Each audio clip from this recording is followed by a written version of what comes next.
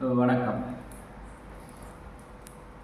தொழிற்சங்கங்களை பொறுத்தவரை பதிவு செய்யப்பட்ட தொழிற்சங்கமாக இருந்ததா என்று சொன்னால் நிச்சயமாக இல்லை. அவர்கள் அந்தந்த நிறுவனத்தை சார்ந்தவர்கள் ஒரு தொழிற்சங்கத்தை அவர்கள் அமைத்துக் கொண்டார்கள். ஆனால் அந்த தொழிற்சங்கத்தை அது சார்ந்த அந்த நிர்வாகம் ஏற்றுக்கொள்ள வேண்டுமா என்று சொன்னால் அந்த தேவையே இல்லாத ஒரு நிலை இருந்தது.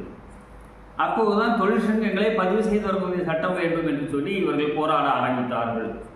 ILO என்று சொல்லக்கூடிய உலக அமைப்பு பிரிட்டிஷ் அரசாங்கத்திற்கு ஒரு நெருக்கடியை கொடுக்கிறது. இந்தியாவிலும் தொழிற்சங்கம் அமைப்புடைய உரிமையை நீங்கள் வழங்க வேண்டும் என்று சொன்னதன் காரணமாக 1926ஆம் ஆண்டு தொழிற்சங்கம் பதிவு செய்வதற்குரிய சட்டம் உருவாக்கப்பட்டது. ஆனால் இந்த சட்டம் உருவாக்கப்பட்டதற்கு பின்னாலும் கூட சுதந்திர இந்தியாவில் எல்லா பகுதிகளிலும் எல்லா தொழில்களிலும் அந்த தொழிற்சங்கத்தை துணிந்து தொடங்க முடியுமா என்று சொன்னால் முடியாத ஒரு காலம்தான் இருந்திருக்கிறது. ஏதாவது ஒரு நிர்வாகத்திலேயே சில தொழிலாளர்கள் ஒன்றாக்கி இருந்து தமக்குள்ளேயே ஒரு தொழிற்சங்கத்தை உருவாக்க வேண்டும் என்று அவர்கள் எண்ணி அது அந்த நிர்வாகத்துக்கு தெரிந்துவிட்டால் அதற்கு முக்கியமாக காரணமாக இருக்கக்கூடியவர் யார் என்பதை கண்டுபிடித்து அவர்கள் மீது இவர்கள் நடவடிக்கை எடுத்து நிர்வாகத்தை விட்டு வெளியே அனுப்பி இருக்கிறார்கள். அப்படிப்பட்ட நிகழ்வுகள் எல்லாம் பல்வேறுபட்ட துறைகளில் நடந்த வரலாறு உண்டு. அந்த நேரத்தில் தான் பொது விடயங்களிலே தன்னை முழுமையாக ஆழ்படுத்திக் கொண்டிருக்கக்கூடிய தொழிலாளர்கள் அல்லாதவர்களும் அரசியல் சார்ந்தவர்களும் அங்கே உள்ளே நுழைவதற்குரிய தேவை அங்கே ஏற்பட்டது. அதான் 1926ஆம் ஆண்டு சட்டத்தின்படி தொழிலாளர்கள் இல்லாதவர்களும் ஒரு குறிப்பிட்ட விழுக்காடு அதிலேயே தன்னை ஆழ்படுத்திக் கொள்ளலாம் என்ற ஒரு சட்டம் அது இருப்பதை பயன்படுத்தி கொண்டு இவர்கள் உள்ளே வருகிறார்கள். இவர்கள் உள்ளே வந்ததற்கு பின்னால் தான் சில நிர்வாகங்களிலேயே தொழிற்சங்கங்களை முறையாக அமைக்கக்கூடிய ஒரு வாய்ப்பு இருந்தது. இவ்வாறாக இப்படி அமைக்கப்பட்ட தொழிற்சங்கங்கள் இந்தியாவில் 2020 கணக்குப்படி 19,875 2020 இந்தியாவில் பதிவு செய்யப்பட்ட தொழிற்சங்கங்கள் 19,875 தொழிற்சங்கங்கள் பதிவு செய்யப்பட்ட தொழிற்சங்கங்களாக இருக்கிறது. அது எப்படி? அந்தந்த மாநிலங்களில் இருக்கக்கூடிய அந்தந்த துறையை சார்ந்தவர்கள் தங்களுடைய தேவைக்கு தகுந்தாற் போன்று தொழிற்சங்கத்தை பதிவு செய்து கொண்டிருக்கிறார்கள். இந்த தொழிற்சங்கங்கள் எல்லாம் அகில இந்திய ரீதியிலேயே பதிக்கப்பட்டதா என்றால் அவ்வாறு இருக்காது. அவர்களுடைய தேவைக்கு தகுந்தாற் போல் என்று சொல்வதாக ஒரு குறிப்பிட்ட பகுதிக்கு தகுந்தாற் போன்று அவர் தொழிற்சங்கத்தை அமைத்துக் கொள்ளலாம். அவர்களுடைய நெறிமுறை இருக்கிறது. அதனுடைய வரம்பை இவர்கள் நிர்ணயித்துக் கொள்ளலாம். ஆனால் இந்தியா முழுவதும் இருக்கக்கூடிய தொழிலாளர்களை உள்ளடக்கிய தொழிற்சங்கங்கள், மத்திய தொழிற்சங்கங்கள் என்று சொல்லக்கூடியது மிக குறைவான தொழிற்சங்கங்கள் தான் இருக்கிறது.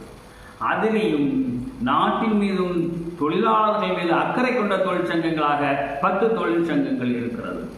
அந்த 10 தொழிற்சங்கங்கள் தான் பல்வேறுபட்ட போராட்டங்களையும் ஆர்ப்பாட்டங்களையும் இந்தியாவிலேயே நடத்தி இந்திய தொழிலாளியையும் காப்பாற்ற வேண்டும், இந்தியாவையும் காப்பாற்ற வேண்டும், இந்திய பொருளாதாரத்தையும் காப்பாற்ற வேண்டும் என்ற நிலைப்பாட்டை அவர்கள் எடுத்து பல்வேறுபட்ட நிகழ்வுகளை நடத்தி கொண்டு இருக்கிறார்கள். அதனுடைய ஒரு நிகழ்வாகத்தான் மே மாதம் 20ஆம் தேதி அகில இந்திய அளவில் ஒரு வேலை நிறுத்தத்தை செய்கிறார்கள். எதற்காக வேண்டி இந்த வேலை நிறுத்தத்தை செய்கிறார்கள்? தொழிலாளர்களுக்காக வேண்டி செய்கிறார்கள்? இல்லை, இந்தியாவில் இருக்கக்கூடிய பொருளாதார மந்த நிலையை மாற்றுவதற்காக வேண்டியும் தொழிலாளர்கள் மீது திணிக்கக்கூடிய அந்த அநியாயமான கட்டுப்பாடுகளை நீக்குவதற்காக வேண்டிய தொழிலாளர்களாக இருக்கக்கூடியவர்களாக இருந்தாலும் சரி, பொதுமக்களாக இருந்தாலும் சரி, அவர்களுடைய வாங்கும் சக்திக்கு தகுந்தாற் போன்று விலையினை நிர்ணயித்து கொடுக்க வேண்டும் என்பது போன்ற கோரிக்கையை முன்வைத்திருக்கிறார்கள். இப்போது முதல் கோரிக்கையாக இது இருக்கிறது என்று சொன்னால் விலைவாசியினுடைய உயர்வு.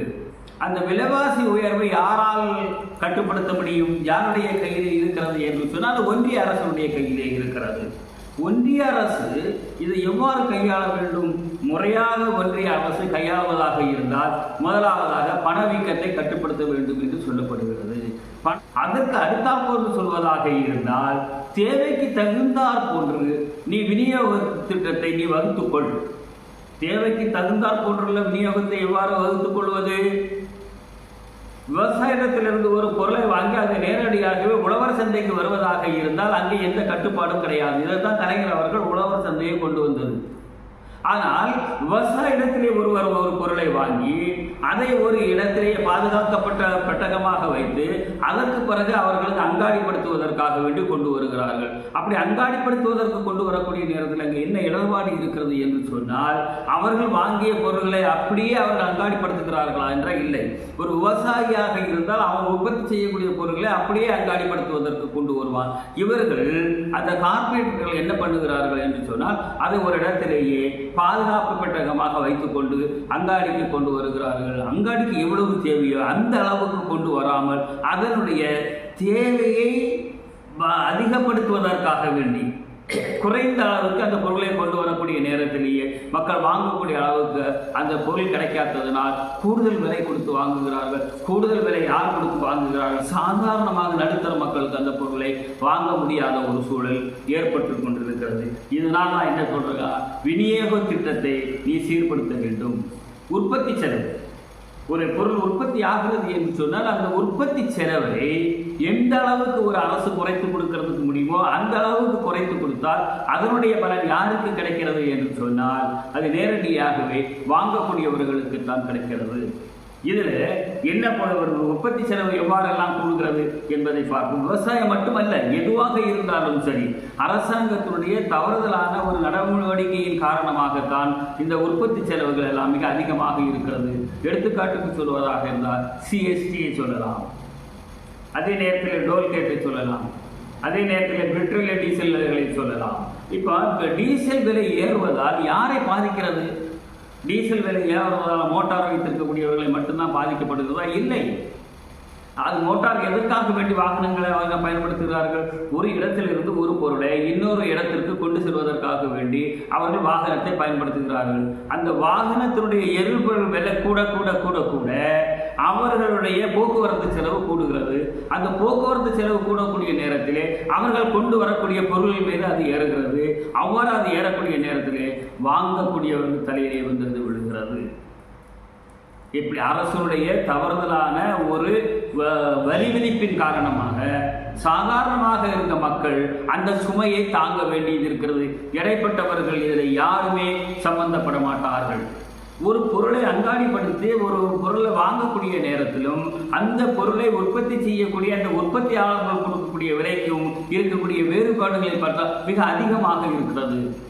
அந்த அதிகமான வேறுபாட்டிற்கு எது காரணமாக இருந்தால் அரசனுடைய கொள்கை தான் அதற்கு காரணமாக இருக்கிறது.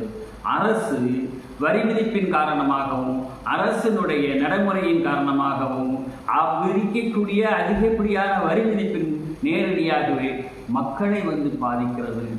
இதான் அரசு கொள்கையை சரியாக வகுக்க வேண்டும்.